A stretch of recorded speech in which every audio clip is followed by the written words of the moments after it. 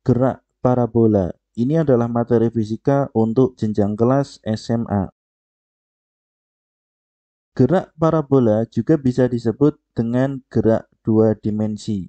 Mengapa bisa disebut seperti ini? Karena apabila kita melihat untuk definisinya, kurang lebih gerak parabola itu adalah resultan atau perpaduan dari gerak lurus beraturan atau GLB pada sumbu horizontal X dan gerak lurus berubah beraturan atau GLBB pada sumbu vertikal Y, sehingga menyebabkan benda menempuh lintasan parabola. Jadi di sini dua dimensi ini karena perpaduan dari gerak lurus beraturan pada sumbu horizontal X dan gerak lurus berubah beraturan pada sumbu vertikal Y. Untuk sketsanya, gerak parabola kurang lebih adalah seperti ini. Maka gerak parabola kurang lebih adalah seperti ini.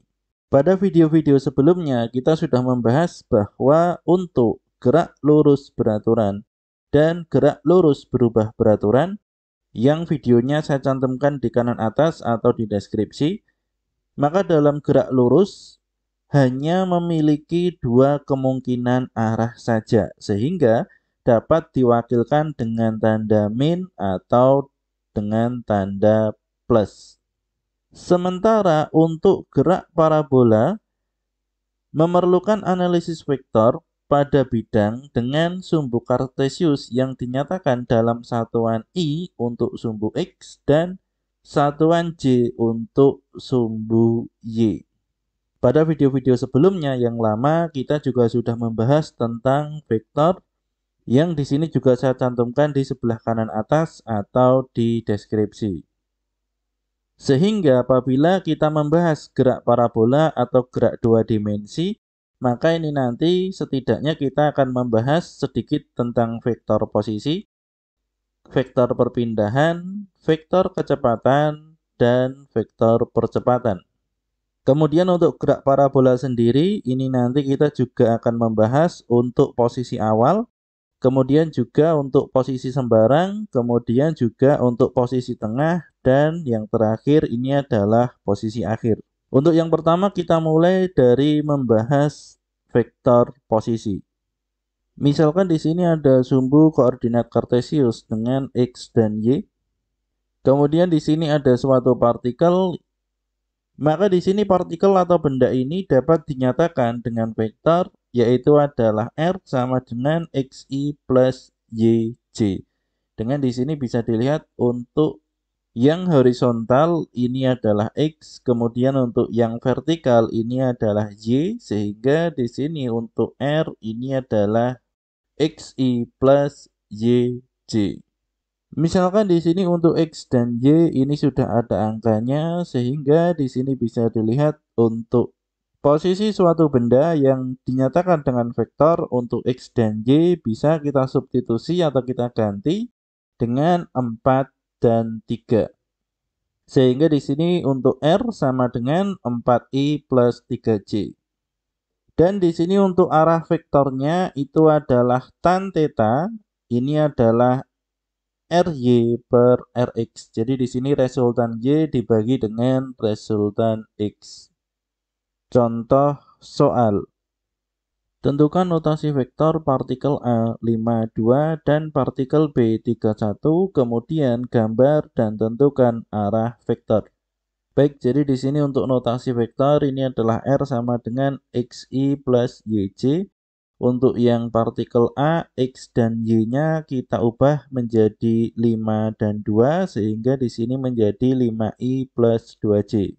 Kemudian untuk yang B, untuk X dan Y-nya kita ubah menjadi 3 dan 1.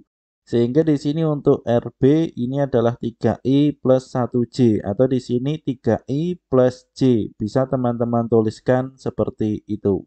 Kemudian untuk gambarnya kurang lebih karena di sini 52 dan 31 ini adalah 5, 2, ini yang merah. Kemudian untuk yang B ini adalah 3, 1, ini yang biru. Kemudian untuk arah vektor ini adalah tan theta sama dengan resultan Y dibagi dengan resultan X. Maka di sini untuk yang A terlebih dahulu ini adalah 2/5. Y-nya di sini 2 dan X-nya 5. Sehingga di sini menjadi tan theta ini adalah 0,4. Maka di sini untuk theta atau arah vektornya ini adalah 21,80 derajat. Jadi di sini tan berapa yang hasilnya 0,4 itu adalah 21,80. Ini didapat dari tabel trigonometri yang hasilnya paling mendekati 0,4. Kemudian untuk yang kedua, untuk yang partikel B ini adalah 1/3. Sehingga di sini untuk tan theta ini adalah 1 dibagi 3, ini adalah 0,333 dan seterusnya. Kita ambil 3 angka di belakang koma. Sehingga di sini theta sama dengan 18,41 derajat. Ini juga sama, tan berapa yang hasilnya 0,333 itu adalah 18,41 derajat. Kita ambil di tabel trigonometri yang hasilnya paling mendekati ini. Sehingga di sini untuk vektor posisi partikel A membentuk sudut 21,80 terhadap sumbu X positif. Sementara untuk vektor posisi partikel B membentuk sudut 18,41 terhadap sumbu X positif. Kemudian untuk yang berikutnya, sekarang kita masuk ke vektor perpindahan.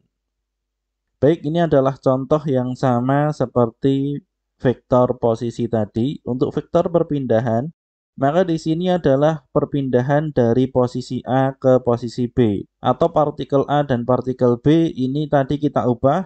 Untuk posisi A ini adalah 31, X-nya 3, Y-nya 1, dan posisi B ini adalah 52. Sehingga di sini delta R ini adalah delta XI plus delta YJ. Dengan di sini untuk delta X ini adalah XB dikurangi XA dan delta Y ini adalah YB dikurangi YA. Sehingga di sini apabila kita masukkan angkanya ini adalah XB dikurangi XA ini adalah 5 dikurangi 3. Kemudian YB dikurangi YA ini adalah 2 dikurangi 1.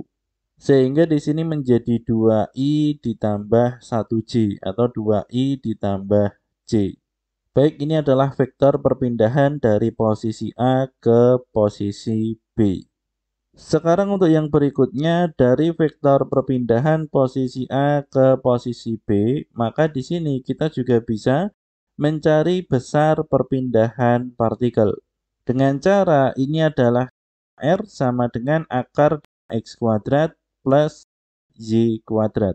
Maka apabila kita masukkan angkanya, untuk X ini adalah 2, ini adalah jawaban kita tadi. Y ini adalah 1, ini juga jawaban kita tadi. Sehingga di sini 2 kuadrat 4, 1 kuadrat 1, R. R sama dengan akar 5, itu adalah 2,236. Kemudian untuk yang berikutnya, arah perpindahan partikel. Dengan rumus tan theta ini adalah sigma Y per sigma X. Sehingga di sini untuk tan theta ini adalah sigma Y 1 dan sigma X 2, maka 1/2 itu adalah 0,5. Maka di sini tan theta untuk tetanya itu adalah 26,56 derajat. Ini didapat dari tabel trigonometri yang di sini paling mendekati 0,5. Sehingga di sini teman-teman juga bisa menghitungnya dengan kalkulator untuk tan theta, tan berapa yang paling mendekati 0,5. Ini adalah 26,56. Sehingga di sini untuk kesimpulannya, perpindahan partikel di kuadran 1 dan membentuk sudut 26,56 derajat terhadap sumbu X positif. Selanjutnya, sekarang kita masuk ke vektor kecepatan. Di video sebelumnya, kita sudah membahas gerak lurus beraturan bahwa di situ kecepatan rata-rata itu adalah delta dari perpindahan dibagi dengan delta dari waktu. Sedangkan untuk gerak parabola, kecepatan rata-ratanya itu adalah delta R atau delta dari resultan dibagi dengan delta waktu. Dan sebelumnya kita sudah membahas vektor kecepatan bahwa di situ untuk delta resultan itu adalah delta XI plus delta YJ. Sehingga di sini untuk delta R atau delta resultan atau untuk pembilangnya ini bisa kita ubah menjadi delta XI plus delta YJ. Sehingga di sini untuk delta XI dibagi delta T plus delta YJ dibagi delta T, maka di sini bisa kita tulis menjadi Vxi ditambah dengan Vyj. Ini adalah kecepatan rata-rata dari gerak parabola. Kemudian untuk besar vektor kecepatan dari gerak parabola itu adalah akar dari Vx kuadrat plus Vy kuadrat. Jadi di sini untuk Vx-nya itu adalah yang ini, kemudian untuk Vy-nya itu adalah yang ini. Sehingga di sini apabila kita mencari besar vektor kecepatan, maka kita harus mencari terlebih dahulu untuk kecepatan dari gerak parabola. Kemudian untuk arah vektor kecepatannya adalah tan theta, itu adalah Vy per Vx. Ini juga sama untuk Vy-nya adalah yang ini, dan untuk Vx-nya adalah yang ini. Sehingga di sini pun untuk mencari arah vektor kecepatan, kita harus mencari terlebih dahulu untuk kecepatan gerak parabola. Untuk contoh soalnya, semisal ada contoh seperti ini. Sebuah partikel bergerak dalam satuan meter dengan persamaan R atau resultan sama dengan 4T plus 6I plus 9TJ. Untuk yang A, tentukan vektor kecepatan rata-rata saat T 1 second sampai T 3 second. Kemudian untuk yang B, tentukan besar kecepatan rata-rata saat T sama dengan 1 second sampai T 3 second. Baik, jadi di sini saat T 1 second, maka di sini untuk resultannya T-nya ini kita substitusi dengan 1. Sehingga di sini menjadi 4 dikali 1 4 ditambah 6, ini 10, 9 dikali 1 9, sehingga di sini untuk R1 ini adalah 10I plus 9J. Kemudian saat T 3 second ini adalah T-nya kita substitusi dengan 3, sehingga di sini R2 sama dengan 4 dikali 3 12 ditambah 6, di sini 18, dan 9 dikali 3 hasilnya 27. Sebelum kita mencari vektor kecepatan atau besar kecepatan, maka di sini kita akan mencari delta R-nya terlebih dahulu, atau di sini delta resultan. Atau ini adalah vektor dari resultannya. Sehingga di sini untuk delta X ini adalah 18 dikurangi 10, dan untuk delta Y 27 dikurangi 9. Hasilnya ini adalah 8I plus 18J. Maka di sini untuk vektor kecepatan rata-ratanya itu adalah delta resultan dibagi delta waktu. Delta resultannya ini adalah 8I plus 18J. Dan untuk delta waktunya ini adalah 1 sampai 3, sehingga di sini 3 dikurangi 1, hasilnya 2. Maka di sini 8I plus 18J dibagi 2, hasilnya 4I plus 9J. Sehingga di sini untuk vektor kecepatan rata-ratanya ini adalah 4I plus 9J. Kemudian untuk besar kecepatan rata-ratanya saat T-nya 1 second sampai 3 second, ini adalah Vx kuadrat plus Vy kuadrat. Kemudian ini nanti kita akarkan. Sehingga di sini 4 kuadrat ditambah 9 kuadrat, hasilnya adalah 16 ditambah 81, itu adalah 97. Sehingga akar dari 97 itu adalah 9,85 meter per second. Sehingga untuk yang B bisa kita tulis jawabannya 9,85 meter per second. Kemudian untuk yang berikutnya, sekarang kita berlanjut ke vektor percepatan. Di video sebelumnya kita sudah pernah membahas tentang gerak lurus berubah beraturan, yang di situ kita membahas percepatan rata-rata itu adalah delta V atau delta dari kecepatan dibagi dengan delta T atau delta waktu. Maka di sini untuk vektor percepatan gerak parabola itu adalah delta V dibagi dengan delta T. Untuk delta V sendiri tadi sudah kita bahas bahwa vektor kecepatan Dari posisi A ke posisi B, delta V itu adalah delta VXI plus delta VYJ. Maka untuk delta V kita ubah menjadi bentuk seperti ini. Sehingga di sini untuk delta VXI dibagi delta T dan delta VYJ dibagi delta T. Hasilnya ini adalah AXI plus AYJ. Ini adalah vektor percepatan dari gerak parabola. Untuk besar vektor kecepatannya itu adalah akar dari AX kuadrat plus AY kuadrat. Ini adalah percepatan untuk X dan percepatan untuk Y. Kemudian untuk arah vektor kecepatannya ini adalah tan theta, itu adalah AY per AX. Kemudian untuk yang berikutnya sekarang kita masuk ke contoh soal. Saat T 2 second sebuah partikel bergerak dalam satuan meter dengan kecepatan yang dinyatakan dengan vektor V1 sama dengan 5i plus 8j. Kemudian saat T 5 second, partikel tersebut kecepatannya V2 sama dengan 23i plus 17j. Untuk soal yang A, tentukan vektor percepatan rata-rata saat T sama dengan 2 second sampai T 5 second. Untuk yang B, tentukan besar percepatan rata-rata saat T 2 second sampai T 5 second.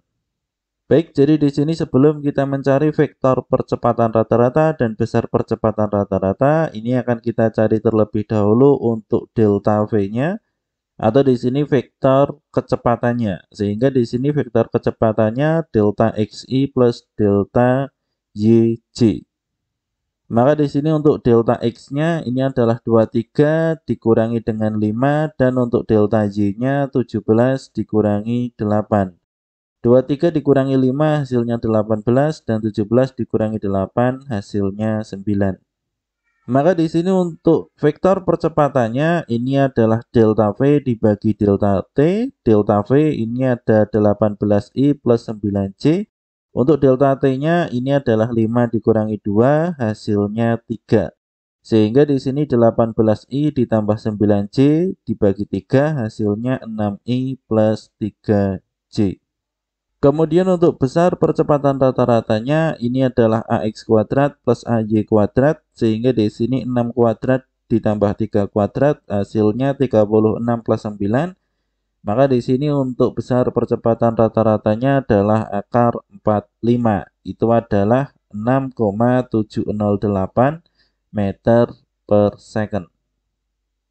Baik, jadi di sini untuk vektor posisi, vektor perpindahan, vektor kecepatan, dan vektor percepatan sudah kita bahas. Maka selanjutnya kita akan membahas untuk posisi di gerak parabola. Ini adalah posisi awal, sembarang, tengah, dan akhir.